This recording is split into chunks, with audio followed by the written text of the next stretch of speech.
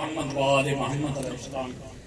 تمام مکاتب فکر کو میری طرف سے نہایت ادب کے ساتھ السلام علیکم۔ میں قبلہ مفتی محمد انور قریشی صاحب دامت برکاتہم عالیہ آپ کی شخصیت کا میں ویسے عرصہ دراز سے معترف ہوں۔ آج مجھے بڑی حیرانی ہو رہی ہے یہاں آپ کی خدمت میں حاضر ہو کے۔ آپ کو پتہ ہی ہوگا کہ میرا اب تعلق کسی زمانے میں سیاست میں بہت تھا، لیکن ضمیر سیاستدانوں کے ساتھ جب مطمئن نہ ہوا تو پھر میرے مرشد کریم نے فرمایا کہ بیٹا جہاں ضمیر مطمئن نہ ہو اس کام کو چھوڑ دو۔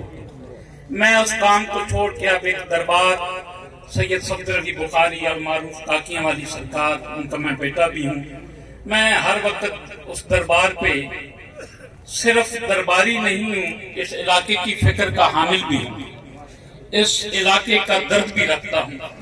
سیاست چھوڑ دی لیکن خدمت جب تک اس وجود میں خون ہے وہ میں نہیں چھوڑ سکتا۔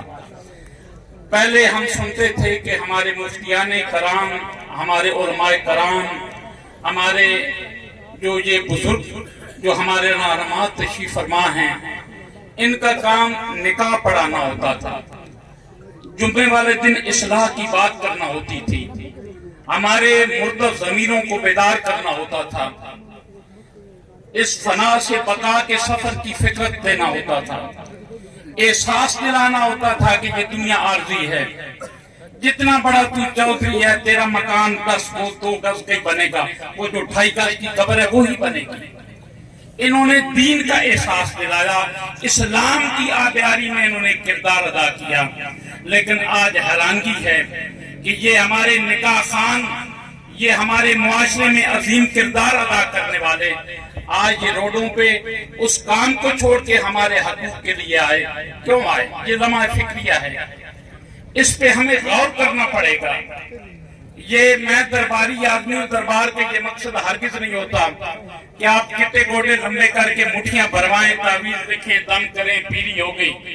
میرے والد صاحب نے فرمایا بیٹا زندگی میں کبھی پیر نہ بنی، پیر بننے کی بجائے خادم بنی، کیونکہ خادم کی بچت ہو جاتی ہے، پیر کو حساب دینا پڑتا ہے۔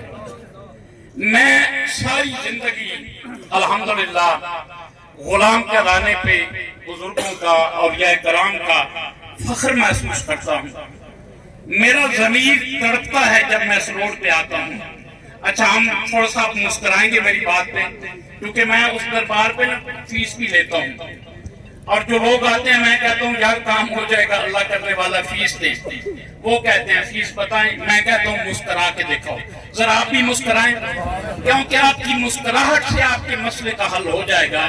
مسکراہٹ کا مطلب ہے راضی برضا، کہ اگر اللہ ہمیں یہ درد دے کے آزما رہا ہے اور اس آزمائش میں ہم پورے اس لیے اتر رہے ہیں کہ آج حسین ابن علی علیہ السلام کا دیا ہوا ضمیر ہمارے اندر بیدار ہوا ہے۔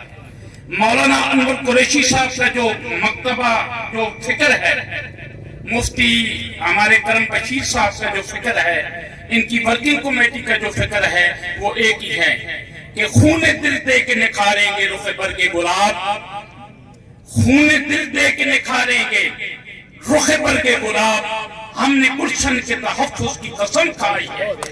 جب یہ قسم اٹھا چکے ہیں، میں آپ سے عرض کروں گا یہ ہمارا جو مذہبی طبقہ ہوتا ہے یہ جنونی ہوتا ہے، ان کو بات کرنے کا بھی ڈھنگ ہوتا ہے، ان کو منوانے کا بھی ڈھنگ ہوتا ہے۔ یہ جب علم اٹھا لیتے ہیں تو منظر کو جب تک یہ عجیب نہیں کرتے یہ اپنی توہین سمجھتے ہیں، ان کی جبلت میں یہ شامل ہوتا ہے، جو کرنا ہے اس کو کرنا ہے اور جو کرنا ہے اس کو کر کے دکھانا ہے۔ اسی اس علم کو لے کے یہ جو ہمارے عزت مآب اس علاقے میں ان کی بہت عزت ہے، جتنی ان کی عزت کی بات کی جائے اتنی کم ہے۔ میں کیونکہ ذاتی طور پہ بھی ان کا احترام کرتا ہوں، میں آخر میں ایک عرض کرنا چاہتا ہوں آپ کی خدمت میں کہ ہمیں نہ تو پریشان ہونا ہے نہ ہم نے گھبرانا ہے۔ اس کی وجہ سے یہ ہمارا اپنا بولا ہوا ہے نا، ہمارے شعور بیدار نہیں تھے جو ہمارے ساتھ یہ ہوا۔ اگر ہم پرچی کے استعمال کے وقت جو علامہ اقبال رحمۃ اللہ علیہ نے ہمیں ضمیر دیا اس کو استعمال کرتے تو آج یہ ہم ٹوٹی ٹوٹی سڑکوں سے ذلیل نہ ہوتے۔ وہ یاد رہ کر لطیفہ ہے آپ کے لیے، اور میں اجازت چاہوں گا۔ میں ایک دفعہ ڈی سی صاحب کو ملنے گیا، میں کہ جناب میری آپ کے لیے دعا ہے، درباری آدمی ہوں۔ فرمانے لگے کیا؟ میں نے کہا میری سب سے بڑی دعا ہے کہ آپ مہینے میں 10 دن جہنم سے لے کے للہ تشریف لایا کریں تاکہ آپ کی طبیعت بھی سیٹ رہے، مخلوق کا احساس بھی رہے۔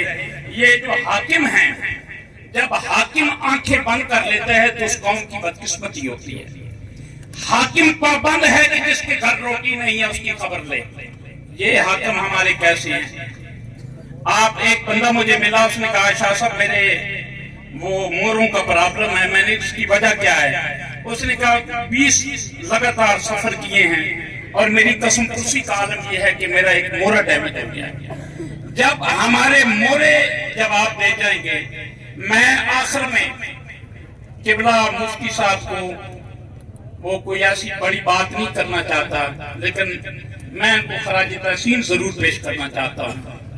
ان کو میں سلوٹ پیش کرتا ہوں، ان کی ورکنگ کمیٹی کو سلوٹ پیش کرتا ہوں۔ جب یہ میرے پاس دربار پہ تشریف لائے تو میں نے کہا یہ میرا اعزاز ہے، کیونکہ میں سیاست تو الحمدللہ اللہ کریم نے بڑا احسان فرمایا۔ خوش نصیب ترین وہ دن تھا جس دن مرشد نے فرمایا کہ بیٹا چھوڑ دو اس کام کو، بے لوث خدمت کرو نا۔ بے لوث خدمت کا فائدہ یہ ہے کہ قبر کا اثاثہ اکٹھا کر لو۔ میں تو اپنے گناہوں پہ ڈھال ڈالنے کے لیے سارا دن سارا رات بے لوث خدمت کرتا ہوں۔ مجھے کوئی آواز دے،